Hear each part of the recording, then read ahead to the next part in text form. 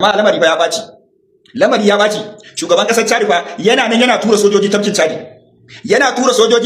tafkin Chad Niger da Nigeria a yanzu haka ba a san iya dubunnan sojojin Chad da suke wannan yankin ba suna nan sai kashin yan Boko Haram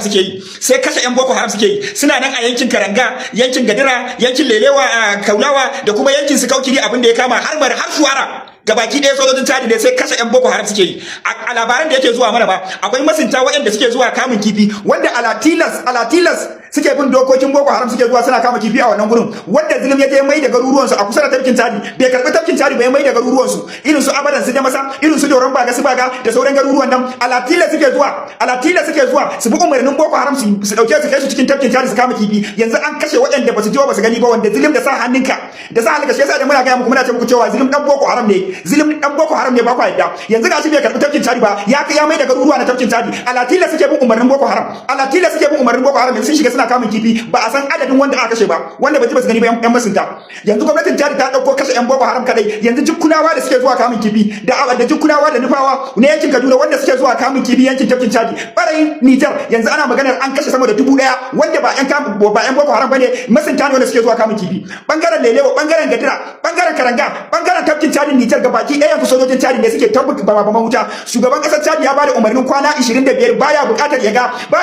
yan Boko Haram tsakanin yankin tafkin Chad Niger da yankin tafkin Chad Nigeria da yankin tafkin Chad Sadama yankin tafkin Chad nasa a tsakace yake babu inda yan Boko Haram suka karba yanzu gashi nan ragargadar Boko Haram yake yi ta sama da ta kasa da ta ruwa su kuma idan suka shiga dama ba Hausa suke ji ba Hausa bane kuma ba yan Nigeria bane ba yan Niger bane ba yan Nigeria bane inda suka ga mutum a wannan gurin ba ruwansu da masinci ba ruwansu da yan Boko Haram kashewa suke sun kashe yan Boko Haram sun fi 1000 zuwa 2000 a wannan gurin sun kashe masinta ba a san iya adadin wanda suka kashe ba a yanzu haka yankin Niger wayanda suke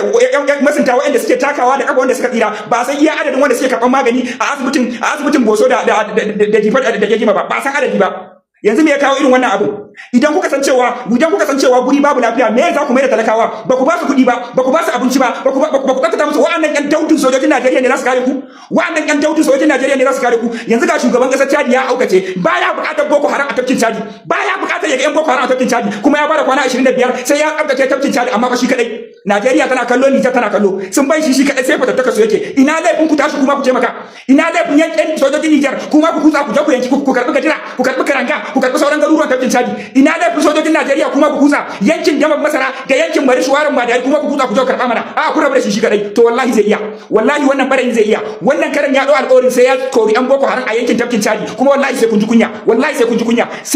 wallahi yanzu gashi nan kashewa yake yi ni ba kashe Boko Haram din ne ba na haushi ba masunta waɗanda suke zuwa daga Hadeja da waɗanda suke zuwa daga Kaduna Tukunawa da waɗanda suke zuwa Alatilas saboda wahala da talauci ya sa suna zuwa su bi umarnin Boko Haram din fa su dauke su kai su kama kifi su ma yanzu ba a bambancewa kashewa suke yi yanzu sojojin Chad sun haukace yanda kuka san tururuwa yanda kuka san zuma yanda kuka san mai sun lullube yankin tafkin Chad kawai kisan yan durun kuwa suke yi shegu kisan makiya Allah makiya Annabi suke yi kawai kisan azzalumai suke yi waɗanda suka sama da shekara 15 da sa hannun yan daudin gwamnatin sojojin Najeriya da kuma gwamnatin Najeriya da sa hannun su aka ajiye su a wannan gurin yanzu gwamnatin Chad ta dauko kakkabe su gabaki daya Allah ya tsine muku shugabannin Najeriya Allah ya tsine muku shugabannin Maiduguri Allah ya tsine muku ku ne yan Boko Haram din to yanzu gashi nan an je an taba gidan rina yanzu aka fara gaji ana zuwa majalisar dinkin duniya ana cewa su dakata to wannan karen ya ce ba zai dakata ba sai ya kawo karshen tafkin Chad sai ya tsince wa'annan yan ta'addan masu kashe musulmai masu kashe dangin su da yan uwansu masu jawa addinin musulunci bakin jini masu amfani da addinin musulunci ana tsarar addinin musulunci ya ce sai ya karshen su to yanzu ga yan Najeriya wasu daga yan Najeriya suna kawo majalisar dinkin duniya suna cewa su dakata shi kuma ya dau alƙawarin kisan sojojinsa da aka yi